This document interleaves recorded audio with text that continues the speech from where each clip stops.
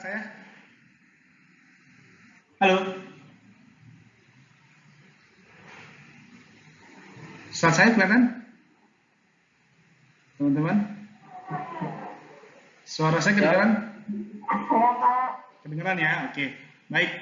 Nah, setelah sebelumnya kita ngebahas banyak tentang apa atom, pusing pasti kan gitu. Wah, ini atom apa gitu kan. Nah, sekarang kita masuk ke tahapan yang lebih makro sifatnya, yang benar-benar bisa kita pegang, yang bisa kita sentuh dan bisa kita lihat langsung terhadap sebuah material yang kita punya.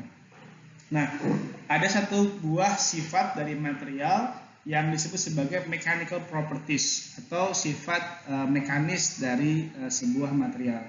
Sifat mekanis material ini sangat penting untuk dibahas karena secara umum itu ya terutama ya anak-anak metalurgi, anak material, mereka pasti akan bertanya tentang kekuatan atau dari sifat mekanis sebuah material. Nah, sifat mekanis sebuah material itu hal yang umum kita tanyakan kepada material yang kita punya. Misalnya, kekuatannya berapa, dia bisa tahan beban berapa, dia bisa kekerasannya seperti apa gitu. Contoh misalnya gini, di rumah kita punya ubin ya, saya bilang ubin aja lantai ubin gitu, misalnya yang dari keramik. Itu dia keras. Kenapa? Karena bahannya keramik. Gitu. Nah, contoh yang lain lagi, misalnya kayu, misalnya. Kayu ini juga kita pakai juga di banyak tempat itu sebagai lantai di beberapa tempat. Tapi ya kelihatan, misalnya apa kalau pakai kayu, maka kalau nanti misalnya kita punya lading, punya golok gitu kan, atau punya berang gitu kan, itu ketika kita lagi iseng motong-motong sesuatu di atas lantai yang terbuat dari kayu atau dari keramik, maka nanti ada bedanya. Apa bedanya? Kalau dari pakai lantai keramik itu maka dia keras sekali, maka dia tidak berbekas atau mungkin cuma lecet. Tapi kalau pakai kayu, kita motong sesuatu, kita kapak gitu kan bahannya, maka nanti bisa berbekas. Kenapa kok bisa begitu? Itu karena perbedaan kekerasan. Jadi bukan cuma perbedaan material, tapi karena bedanya kekerasan. Kayu yang satu sama kayu yang lain itu juga berbeda. Ada yang punya kayu jati, ada juga kayu jati, bahkan kayu jati yang udah menua gitu, udah tahunan, udah keras sekali, itu juga berbeda sama yang kayu jati yang baru 5 tahun, baru 10 tahun. Contoh misalnya kalau ada yang teman-teman dari Sumbawa ini, nanti teman-teman yang dari luar Sumbawa nanti akan datang ke Sumbawa, akan lihat namanya Istana Dalam Loka. Di Istana Dalam Loka itu ada 99 pilar, 98 lah, sebenarnya 98 pilar yang menahan Istana Dalam Loka sehingga bisa berdiri keras, berdiri kokoh gitu ya. Ada nggak yang pernah mencoba ketok-ketok kayunya? Di sini ada nggak yang pernah nyoba, teman-teman? Halo? Iya Pak. Ada nggak yang pernah diketuk-ketuk lah bahasanya? Kayunya diketuk gitu. Keras nggak? Oh, keras Pak. Bukan ketok nih. Keras itu kadang kita ngerasa itu kayak batu gitu ya, kayak batu juga kok keras banget gitu kan. Nah, tapi kalau uji kekerasan itu bukan dengan cara seperti diketok. Walaupun pas kita ketok tangan kita sakit, wah ini keras nih, bukan seperti itu. Tapi kekerasan itu diuji dengan cara diberikan bekas kepada si material yang mau kita uji. Jadi kalau misalnya punya lading gitu kan, iseng gitu kan, ke sana nanti itu nggak boleh, nanti kualat nanti yang Istana Dalam Loka. Itu diketok aja pakai parang, tuk gitu kan. Bekasnya dia sedalam apa dengan kekuatan yang sama. Dibandingkan dengan hal yang lain, kayu yang biasa yang kayu jati muda misalnya, ketok, tuk. Kayu yang lain dengan kekuatan sama juga, misalnya kayu asam gitu kan, kayu pohon bage gitu kan, diketok, cuk, dengan kekuatan yang sama, dalamnya nanti akan menghasilkan berbeda. Nah, indentasi atau perubahan atau ibaratnya cekungan yang dibentuk oleh parang yang kita ayunkan dengan kekuatan yang sama, misalnya keberbedaan kayu-kayu yang tadi yang menghasilkan kedalaman cekungan yang berbeda, itulah yang dinamakan dengan nilai kekerasan. Nah, jadi kalau teman-teman besok-besok mau keras atau apa itu, itu bukan dipencet pakai tangan atau apa, wah ini keras atau nggak bisa, tapi diberikan tanda atau indentasi bahasa materialnya ya, diberikan indentasi atau cekungan gitu atau perubahan plastis, bahasa perubahan plastis kepada material kita. Nah itu yang namanya uji kekerasan. Tapi kan kalau yang uji, misalnya saya yang uji ngayun berangnya atau ngayun parangnya, terus yang kedua adalah istri saya, yang ketiga adalah anak saya misalnya, kan ayunannya berbeda-beda, ya enggak? Nah, kalau ayunan berbeda-beda, nanti hasilnya juga berbeda-beda, itu namanya nggak terstandar. Nah, karena kita pengen tahu kekuatan ini, kita mau bikin skalanya gitu kan, mana yang paling kuat, mana yang paling lemah, maka untuk pengujiannya itu juga dibutuhkan yang namanya standarisasi. Ayunannya berapa kenceng, berapa kuat gitu, pakai apa, setajam apa, itu harus namanya standarisasi. Nah, dalam materi kita kuliah kali ini, kita akan belajar sedikit tentang sifat-sifat material tadi dan juga bagaimana cara untuk mengujinya.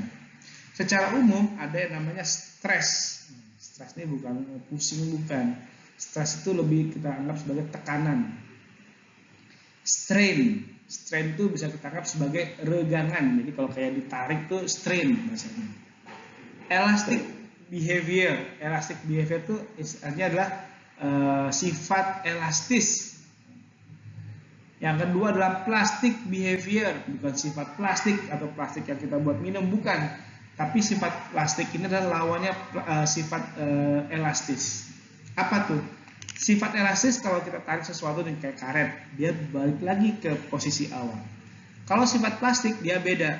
Kita tarik, tiba-tiba dia melar atau dia putus dan nggak bisa balik lagi ke posisi semula. Itu namanya sifat plastik.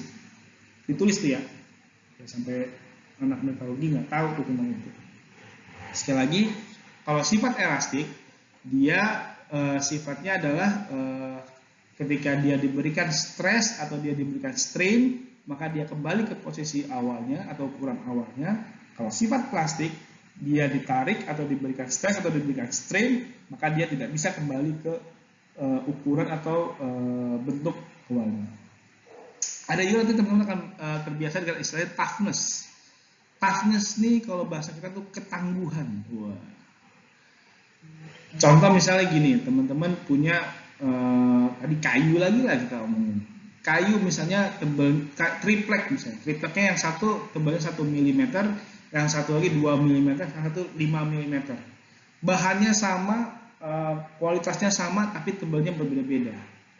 Ketika diberikan pukulan sama kita, bus, atau kita karate gitu kan, kita potong pakai gaya-gaya karate gitu kan. Yang satu patah langsung.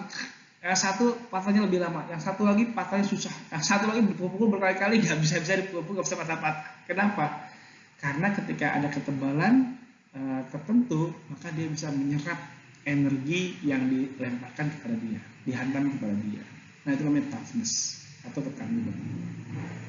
Ada juga yang namanya ductility. Ductility ini adalah yang kita sebut sebagai keuletan. Contoh misalnya, teman-teman punya besi yang ketika kita coba misalnya ke tukang besi gitu kan, dia bikin bentuk-bentuk tertentu, maka nanti dia bisa tuh dipengokkan, dibikin ulir, dibikin buat pagar gitu. Bentuknya nggak kaku, dilipat, bahkan dia bisa.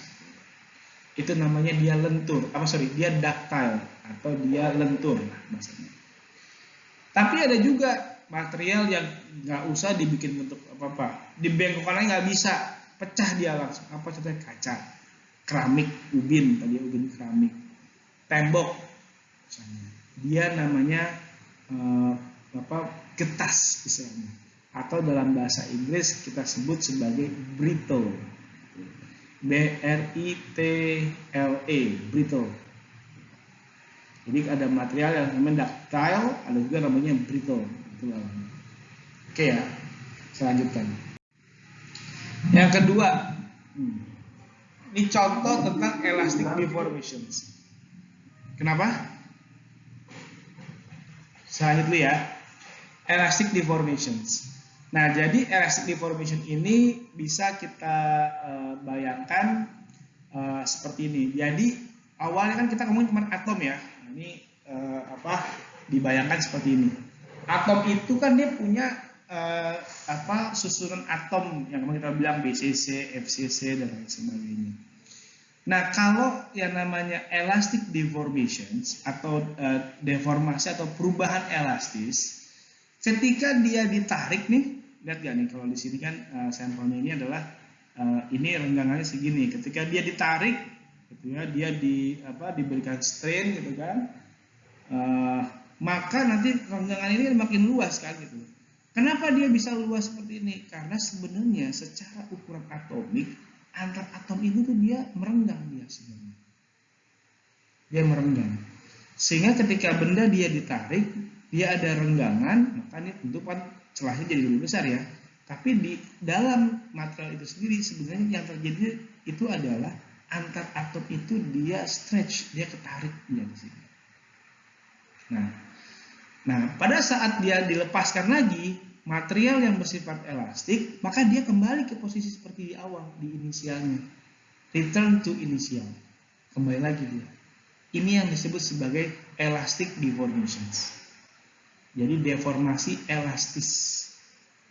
Jadi teman-teman, kalau misalnya nanti sebagai anak metalurgi gitu ya, harus paham bahwa setiap bahan yang kita punya, setiap dia menerima beban itu tidak boleh melewati titik elastisitasnya.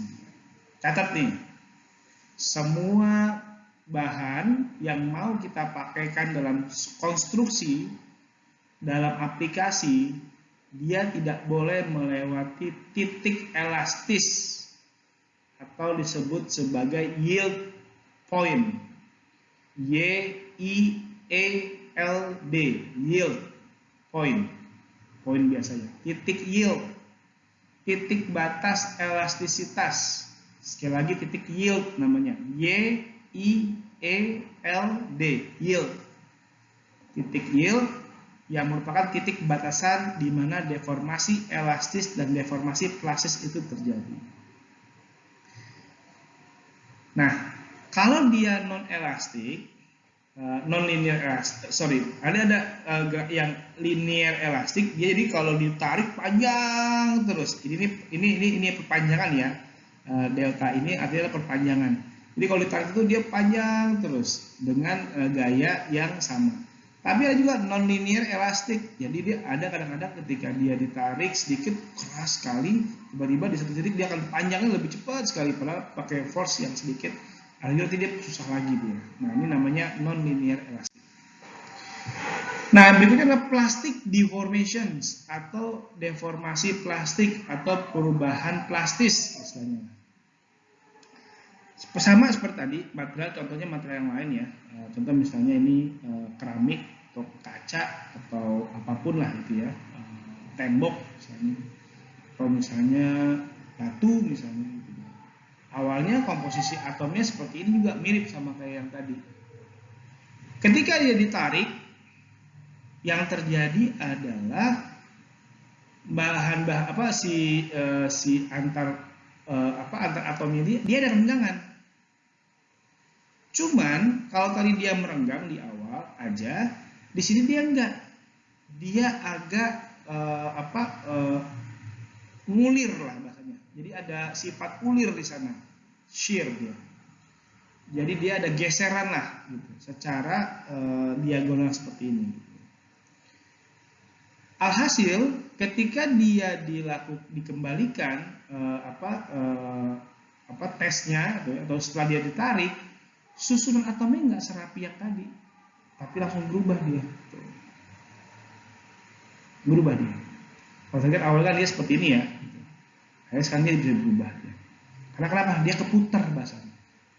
Nah nanti kalau yang plastik dia nggak bisa kembali ke susunan di awal seperti ini. Alhasil apa? Ukurannya akan berbeda. Jadi setelah ditarik atau dikasih beban, tadinya awalnya panjangnya 10 cm, setelah ditarik panjangnya jadi 11. Wah itu udah plastis dia, bukan elastis lagi. Semoga paham ya. Oke. Nah, jadi dalam dulu mungkin teman-teman yang SMA-nya IPA ini paham sekali. Ada yang jurusan IPS nggak waktu kuliah? Waktu SMA?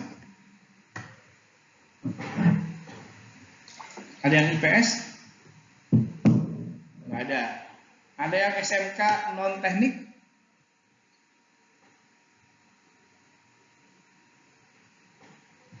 Halo?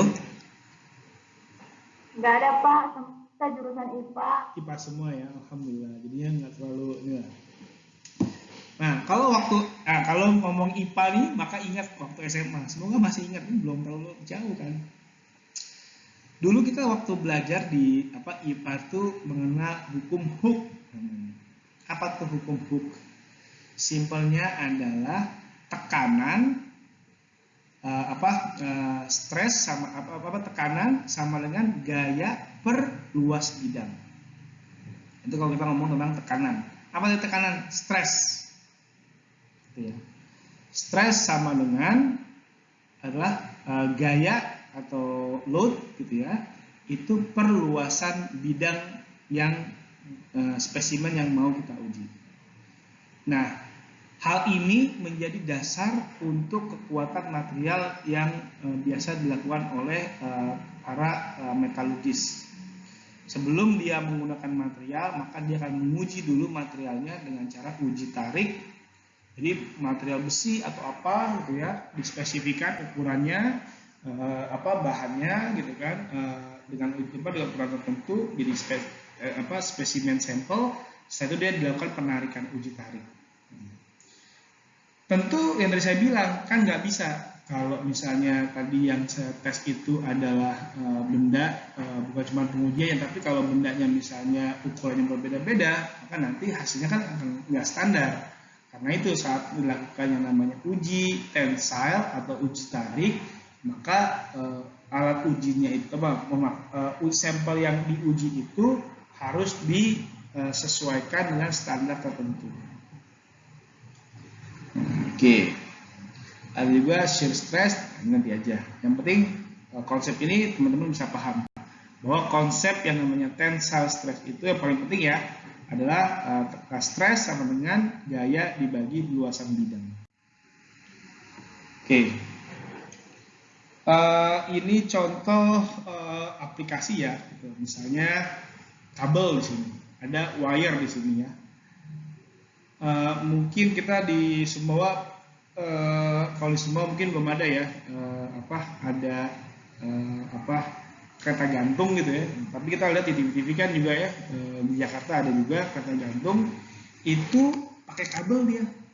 Kok bisa dia kuat pakai kabel? Atau jembatan deh, semua kan juga banyak jembatan pakai sling ya istilah kita.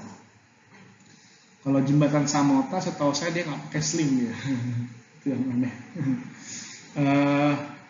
Dia pakai beton aja dia. Sayang sebenarnya. Dia nggak ada slingnya. Tapi kalau dia ada sling, maka nanti ngitungnya juga kayak gitu. Ketika dia ditarik oleh beban di bawahnya, maka ketebalan dari sling ini akan sangat berpengaruh. Karena rumusnya tadi apa?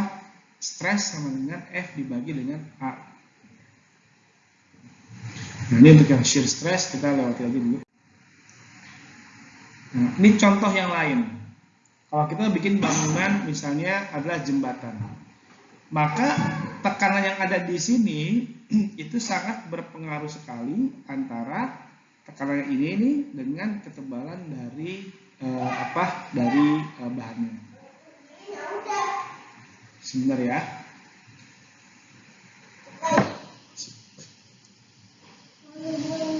Oke, lanjut. Nah, ini kita contoh juga, contoh misalnya, kalau ini ada namanya biaxial tension. Nah, teman-teman kalau punya yang namanya pompa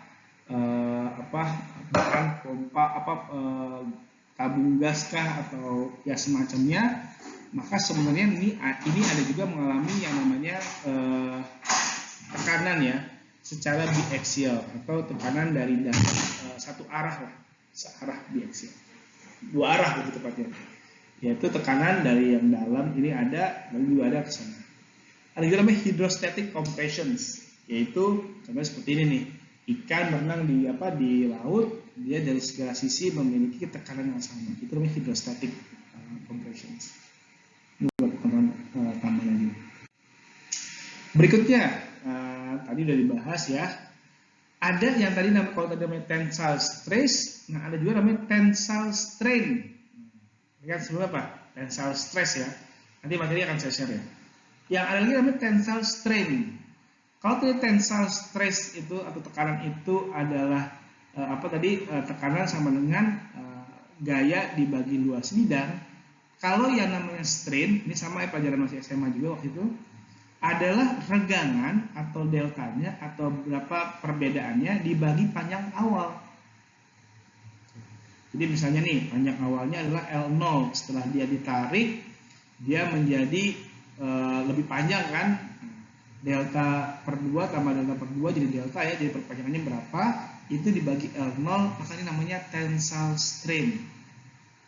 Dia nggak ada unitnya, nggak ada per sentimeter apa nggak ada dia. Jadi karena apa? Karena dibagi kan panjang awal, perpanjangan dibagi panjang awal.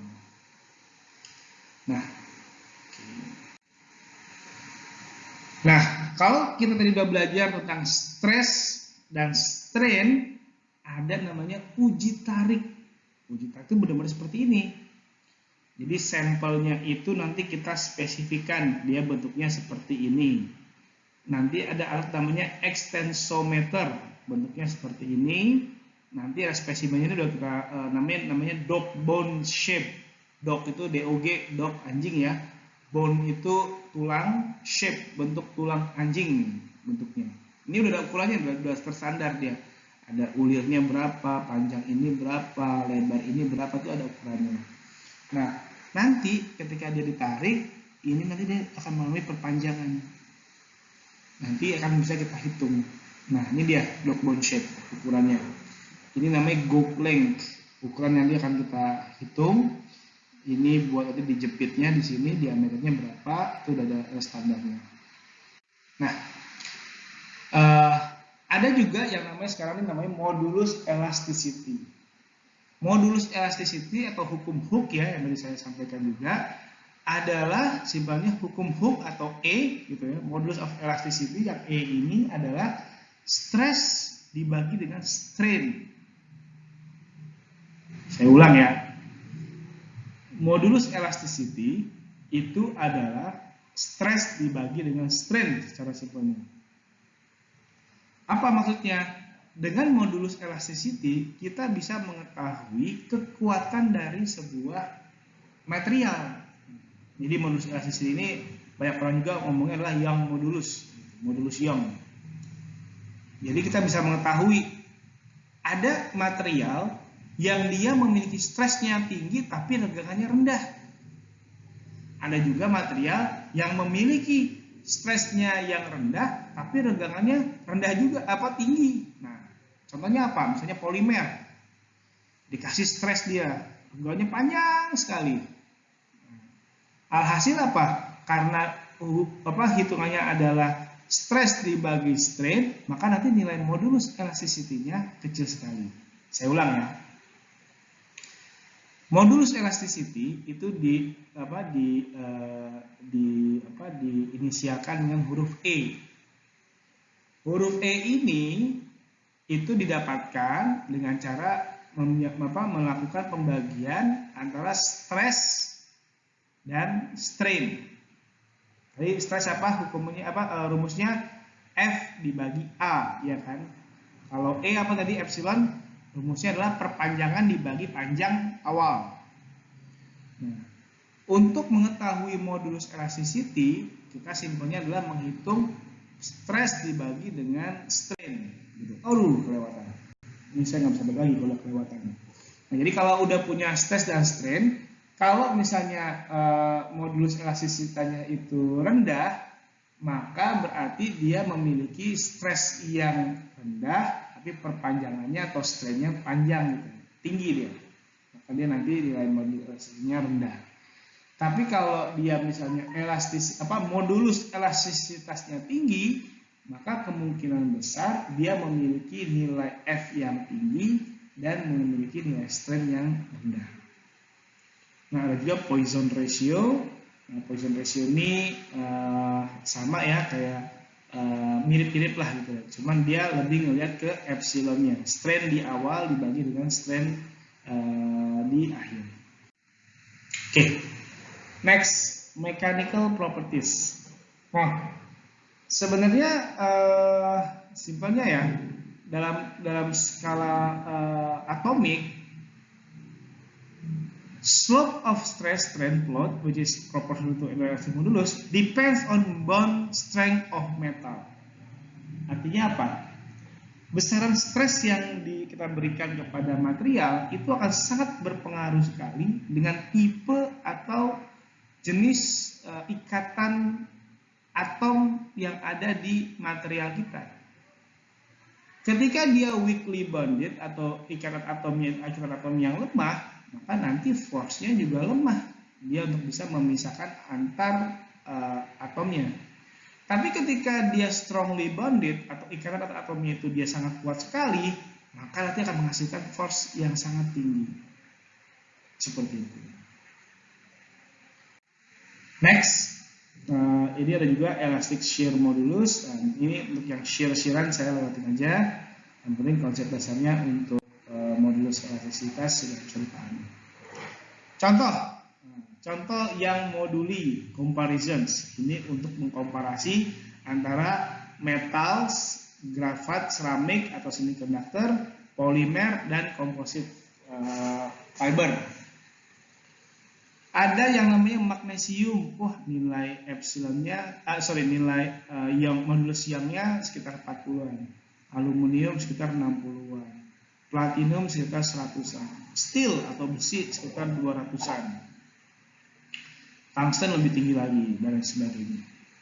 Komparasi dengan yang namanya grafit, seramik atau semikonduktor. Ternyata nilai grafit ini kayak pensil itu rendah dia. Kenapa? Karena kita kasih kekuatan dikit aja dia langsung patah kan gitu. Concrete glass soda. Tapi kita lihat di sini ada silicon nitride, aluminium oxide, silicon carbide, bahkan diamond, emas. Ini dia nilai epsilonnya tinggi sekali. Kenapa? Nilai modulus yang itu tinggi sekali. Kenapa? Karena untuk memecahkan atau mematahkan atau menarik gitu ya, merusak ini sehingga nanti dia sampai dia lepas, itu membutuhkan energi, membutuhkan force atau stres yang sangat tinggi sekali sampai dia patah. Tapi bagaimana dengan polimer? Polimer mah rendah, dengan kekuatannya sedikit aja, dengan stres yang sedikit aja dia udah bisa melengkung sepanjang-panjangnya, panjang sekali. Sehingga nanti dia punya, tadi kita tahu ukurannya rumusnya adalah stres dibagi strain. Ketika nilai pembaginya sangat panjang, maka nanti nilai modulus yang itu akan rendah. Next. Oke, ini nanti ya. Nah, sekarang kita omongin yang namanya plastik atau permanent deformation. Jadi perubahan deformasi plastis atau deformasi yang menyebabkan ketika material kita tarik atau kita berikan stres, dia nggak bisa kembali ke ukuran atau bentuk sebelumnya. Ada namanya simple tension test. Nah, jadi material ini awalnya dia elastic, initially elastic gitu. Jadi awalnya dia material ini elastis lah bahasanya gitu. Ketika dia ditarik sampai titik ini, maka dia masih bisa kembali ke ukuran atau bentuk awalnya. Tapi lihat, dia hanya sampai ini aja. Kalau dia ditarik lebih dari ini kekuatannya, maka nanti akan terjadi namanya elastic plastic at larger stress.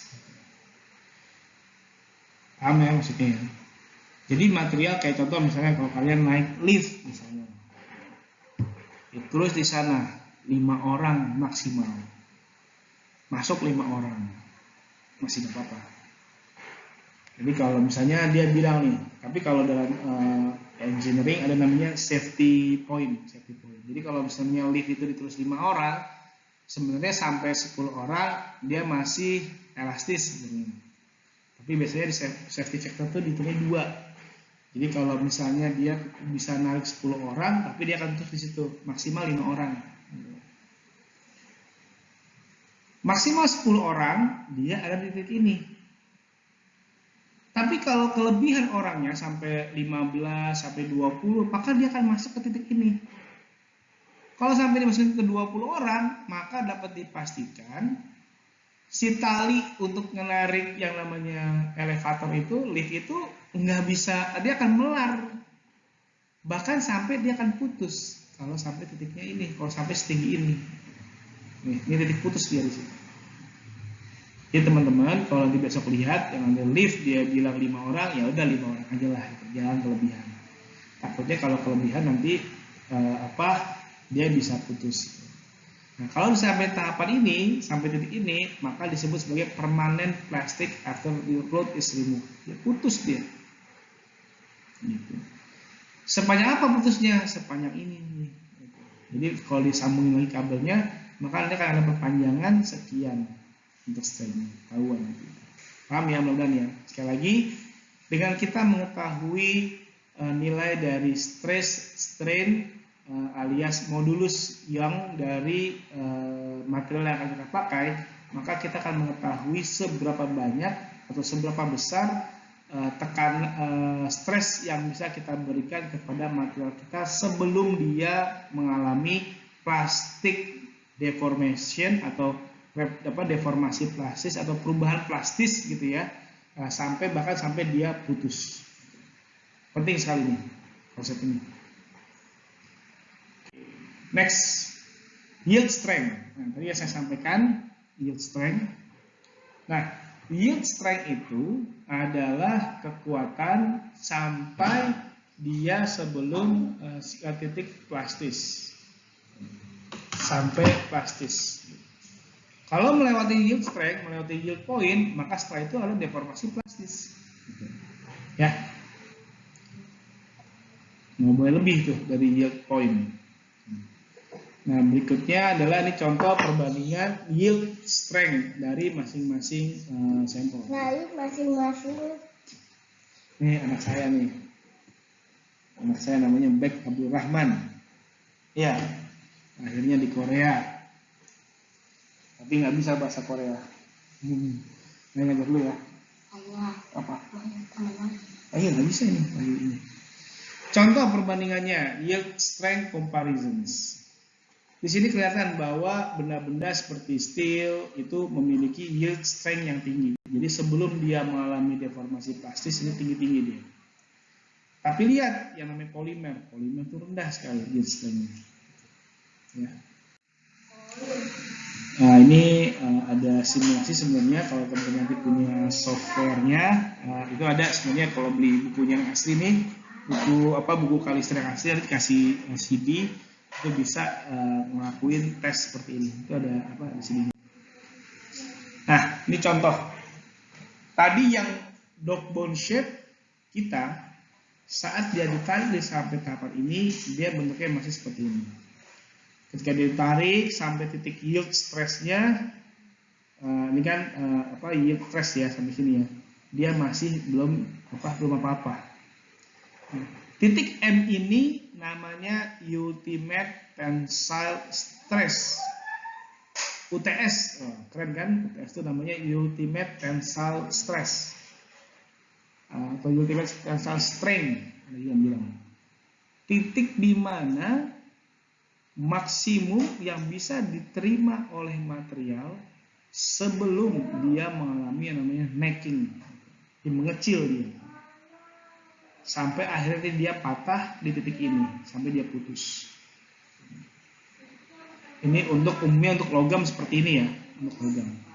Kalau dia polimer, dia akan seperti ini, dia ke bawah, dia putus. Ini contoh komparasi tensile strength. Nah, apa yang membedakan antara material yang ductile atau ulet gitu ya, atau bahasa kita mungkin bukan lentur ya, fleksibel lah gitu ya, dan material yang tidak lentur atau tidak ductile, atau tadi bahasa kita adalah brittle atau getas gitu. Gampang aja, kalau material yang ductile ketika dia ditarik, dia memiliki rentang area yang panjang, panjang maksudnya, panjang gitu ya, ukuran yang panjang sebelum dia putus. Tapi kalau material yang memiliki bentuk seperti ini, maka bisa dipastikan dia material yang getas atau brittle. Jadi dia nggak punya namanya ruang untuk bukan memuai, istilahnya memanjang. Gitu. Tapi kalau material yang punya kemungkinan untuk memanjang atau dia bisa bertambah lah panjangnya sebelum dia putus, maka disebut sebagai material ductile. Next. Nah, sekarang kita masuk ke toughness. Kalau tadi yang namanya modulus elastisitas itu lebih ke sifatnya adalah perpanjangan ya dari sebuah material. Kalau toughness ini beda lagi. Kalau tensile tadi material kita menerima yang namanya gaya. Gitu. Tapi kalau toughness ini kemampuan material kita untuk menahan energi. Nah, beda kan? Toughness tuh kayak gini. Kalau yang namanya modulus yang itu ibarat kalau besi atau kayu lah misalnya. Kita coba tarik misalnya. Nah, itu namanya adalah kekuatan tarik atau tadi modulus yang. Tapi kalau toughness, kalau kita patahkan. Gambaran umumnya lagi apa? Tembok nih. Kalau tembok, nih sebelahnya ada tembok. Bang B, ayo punya dulu ya. Kalau misalnya ini tembok, tensile stress itu kita dorong nih dia. Kita dorong gitu kan. Dorong. Nah, itu namanya tensile stress. Modulus yang kita carinya. Tapi kalau toughness, kita lakukan seperti ini.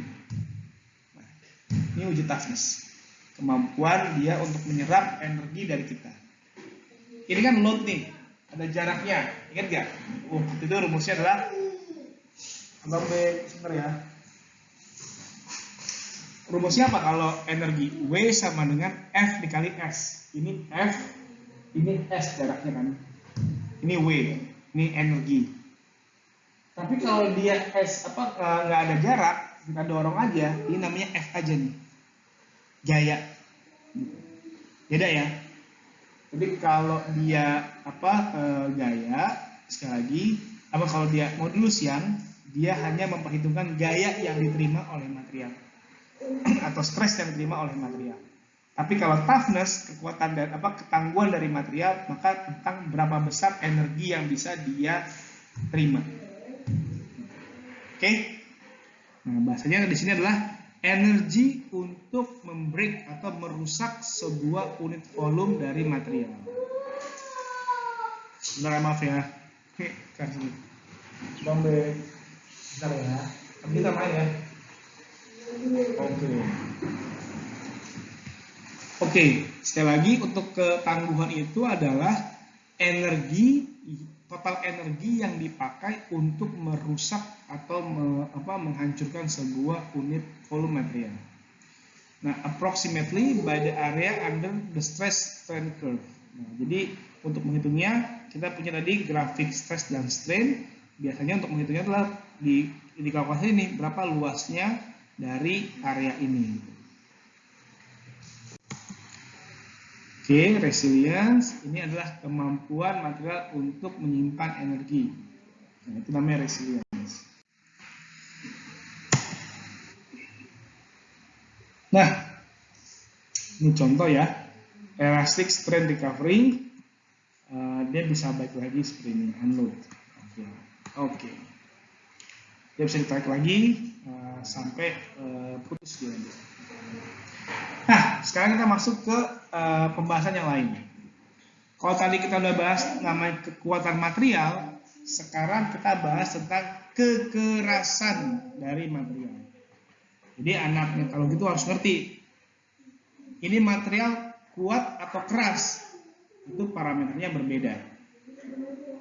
Kalau kamu bilang misalnya material ini, oh ini material keras banget nih, bukan berarti material keras itu pasti dia kuat. Nah, beda. Atau ini material kuat sekali, belum tentu dia keras. Tapi umumnya material yang keras biasanya dia juga kuat. Biasanya seperti itu. Tapi material yang keras umumnya dia tidak lentur atau tidak ductile. Material yang keras umumnya dia bersifat brittle atau dia getas. Tolong dibedakan ya. Resistance. Nah, jadi apa tuh? Apa arti dari kekerasan? Kekerasan adalah kemampuan material untuk menahan lah bahasanya. Menahan permukaannya sebelum terjadi perubahan plastis. Jadi bahasa itulah resistance to permanently indenting the surface. Jadi kalau bahasanya tadi kita kasih jejak, gitu, kita kasih tanda di permukaannya dengan kekuatan sama, dengan dengan uji yang sama, maka kita bisa mengetahui nilai dari kekerasan sebuah material. Nah ini dia. Material yang memiliki kekerasan yang tinggi berarti dia tahan terhadap perubahan plastik atau retak ketika dia diberikan tekanan. Nah, biasanya juga material yang keras dia memiliki kemampuan tahan aus, bukan haus ya, tapi tahan aus, tahan permukaan itu susah untuk digerus lah bahasanya. Nah, itu dia, gampang tuh. Jadi material yang keras itu adalah material yang susah digerus. Itu namanya material yang keras. Tapi kalau material yang gampang dicongkel atau gampang digerus, gitu, gampang dibuat dibuat cetakan di atasnya, atau material yang gampang dicowak gitu bahasa kita ya, itulah material yang keras. Jadi gitu bedanya ya. Nah, untuk mengujinya pasti harus ada tesnya kan. Namanya tes kekerasan. Contoh nih, plastik ini lemah gitu kan, makin tinggi kan makin keras nih. Cutting tools gitu kan, gerinda gitu kan, itu keras tuh. Itu bahannya paling keras. Nah, untuk menguji kekerasan ada namanya metode Rockwell sama metode Brinell hardness. Rockwell itu lebih ke no major sample damage. Biasanya sebentar ya, sedikit bang. Each scale runs to kasihan anak saya ini satu-satu ngajar ya, nggak usah main sama dia. Bentar ya. Ada juga Brinell hardness. Ini tasnya mirip-mirip lah. Kalau Rockwell biasanya bentuk ujinya itu adalah bentuknya dia kayak bintang. Nah, kalau Brinell hardness bentuknya dia kayak bola. Ini dia. Brinell hardness dia pakai bola dijejak di atasnya. Ini kalau lihat dari atas bentuknya seperti ini nih. Kayak kita dari atas, kita taruh di atas muka kita, di atas permukaan sampel yang diuji, maka ini bentuknya seperti ini. Kalau dari samping bentuk bolanya seperti yang untuk mengindennya. Nah, kalau Vickers bentuknya nanti seperti ini nih, dari samping kelihatan kayak piramid. Nanti kalau kita lihat dari atas, setelah dia dijejak, bentuknya seperti ini dia, seperti bintang. Nah, yang Rockwell juga bola juga ya. Gitu. Kalau knob bentuknya kayak potongan piramid ya, seperti ini. Nah, kalau Rockwell dan superficial Rockwell itu bentuknya seperti ini. Hasilnya ada juga yang bentuknya seperti ini, ada juga yang bentuknya seperti ini. Bentuknya dari atas seperti ini dia. Nah, kenapa butuh tes yang seperti ini? Karena kan kita pengen tadi yang saya sampaikan. Kita nggak mau menguji benda yang berbeda-beda, tapi dengan penguji yang memiliki kekuatan yang beda-beda. Karena itu kita butuh untuk mengujinya itu dengan beban yang sama untuk mengujinya dan dengan alat uji yang sama. Ini saya lewatin aja. Nah, nanti kita akan belajar bagaimana untuk meningkatkan kekuatan dari material kita. Sejauh ini kita nanti akan bahas ya, setelah teman tahu bahwa ada sifat-sifat dari material yang bisa kita tahu mekanisme yang tahu sifat mekanis dari material, maka nanti kita juga nanti bagaimana untuk meningkatkan kekuatan atau kekerasan dari sebuah material. Oke, ini desain safety factor yang tadi saya sampaikan. Ada misalnya nih, kita tadi pakai lift. Nah, kalau kita pakai safety factor-nya adalah 2 misalnya, maka kalau dia bisa nahan 10 orang, maka nanti yield-nya bisa tadi bilang berapa? Oh, ini bisa nahan 1 ton atau 1000 kg. Alias misalnya kalau dihitung rata-rata misalnya 10 orang berarti 100 km 100 kilo misalnya ya. Maka nanti dia bilang, oh karena ini bisa nahan 10 orang, maka kita nggak akan kasih 10 orang, tapi kita kasih safety factor-nya 2 misalnya. Ya udah 1000 dibagi 2 500, maka maksimal adalah 5 orang yang kita bisa tahan di lift tersebut. Seperti itu.